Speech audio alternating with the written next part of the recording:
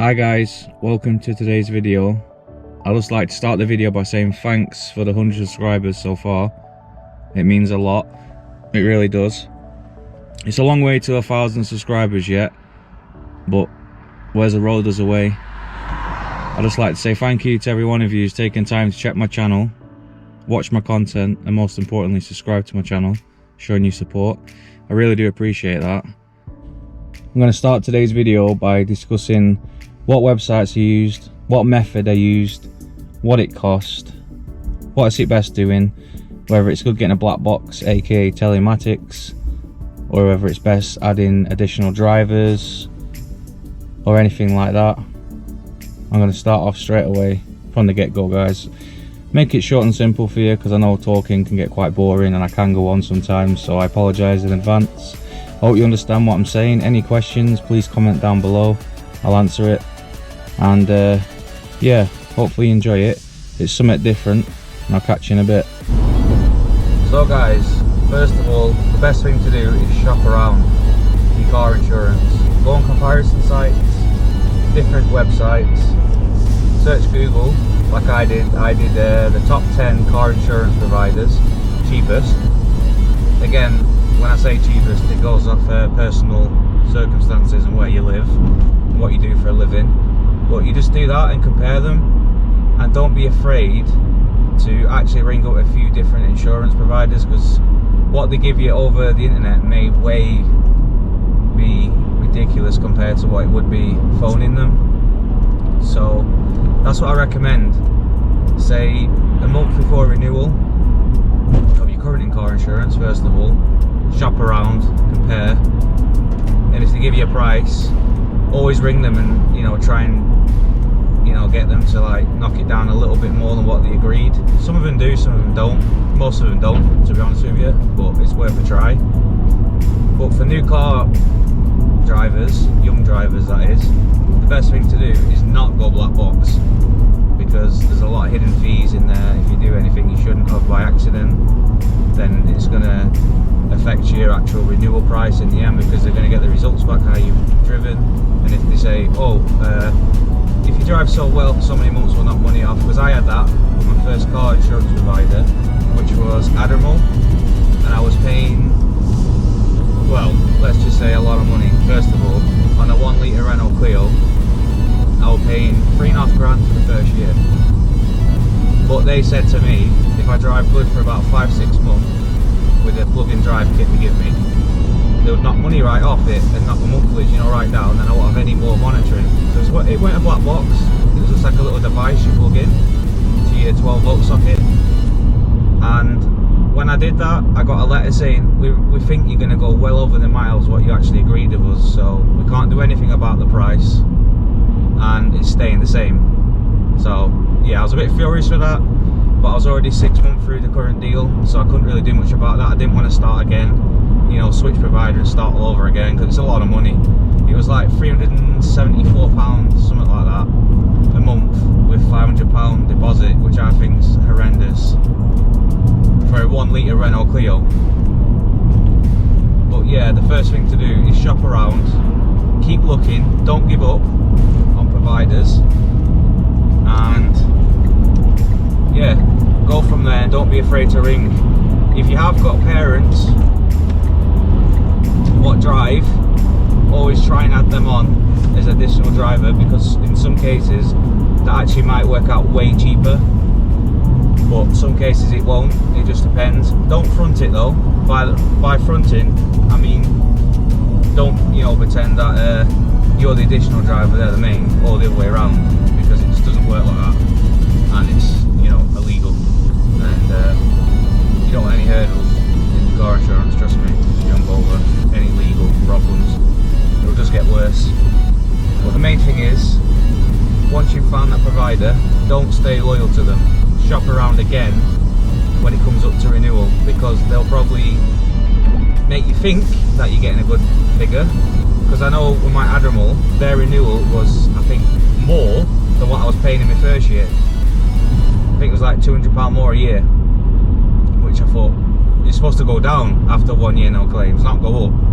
So I went with someone else, and that was Hastings Essential. They're a good company, but there's a few Hastings. I think there's Hastings Direct, Hastings Essential, and I think there's another Hastings. I can't remember the last bit of that, but that was for the same car, and it was £130 a month, which ain't too bad considering the area I live in is, let's just say, it's not very nice when it comes to the crime rate, and you know, given circumstances the insurance providers look into. But I couldn't really mow. £130 was affordable. I did it, I got through it. That's another 2 year no claims right there. And then for my 3rd year I switched car to what I'm driving now, which is again another Renault Clio, but it's a 2018 plate, and my old one was a 62 plate. And yeah, I switched over to this one, and I saved, believe it or not, with the same provider for the last few months, £2 a month. That's all I saved. But yeah, you know, where's the road, there's a way.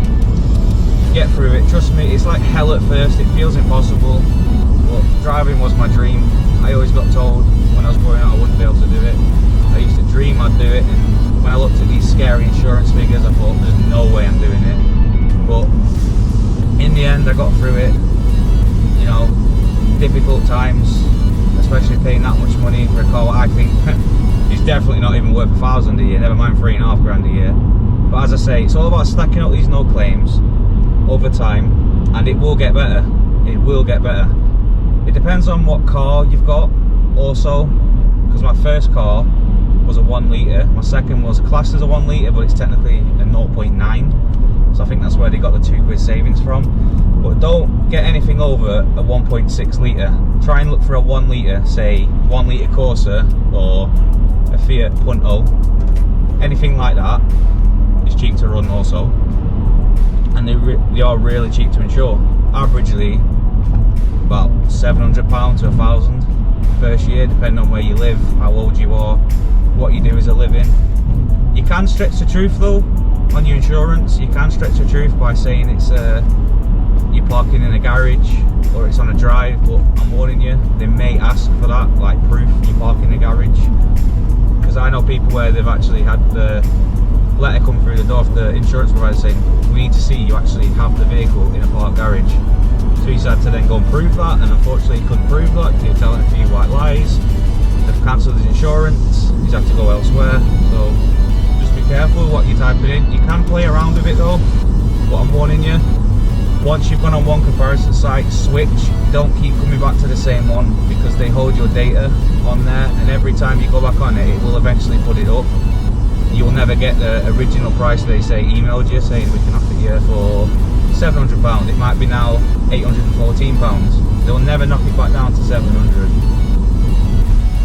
So make sure you shop around, go through all the comparison sites. If you don't know any, I'll leave some in the description below.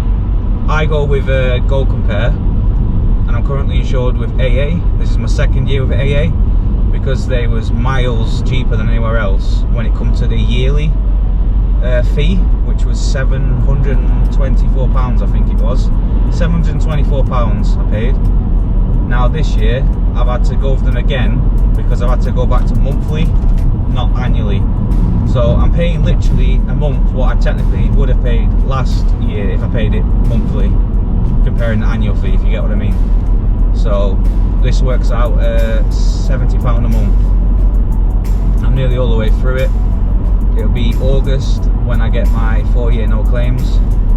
So yeah, I'm looking forward to that. But just make sure you don't sit there and keep filling in the details on the same website over and over again, because it will go up.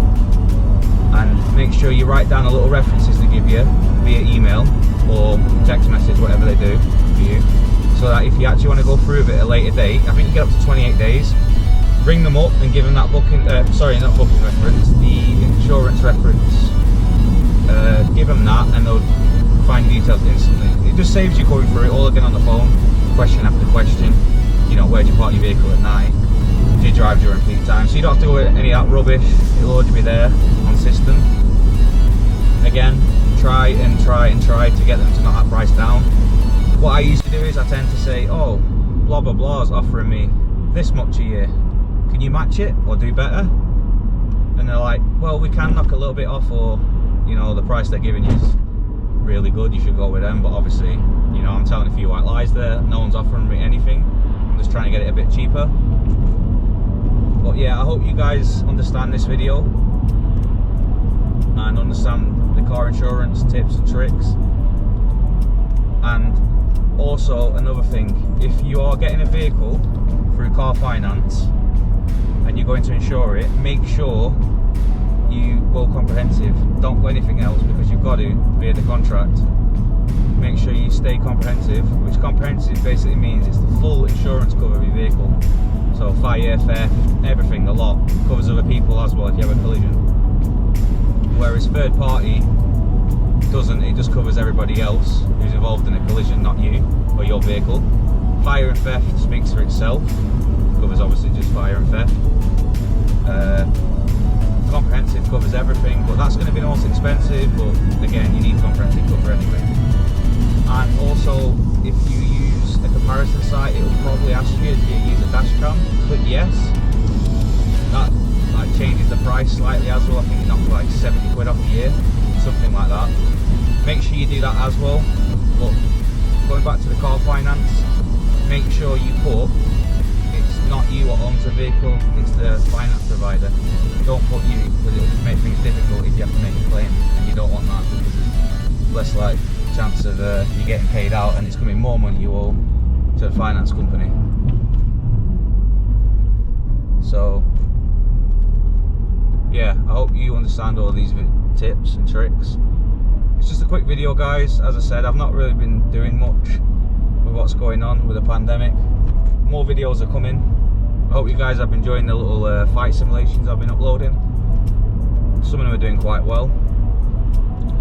But yeah, let me know, guys, what kind of video you want to see next off me. If you want to like a breakdown in more detail of this current video, or a car finance video separate, or what to do if you can't find a cheap insurance, if it's best actually, say, going with your parents, learning private, going on learner's insurance, because that's what I did at first. So obviously learned to drive, I went through learner's insurance, but I didn't do it with parents. So it just depends.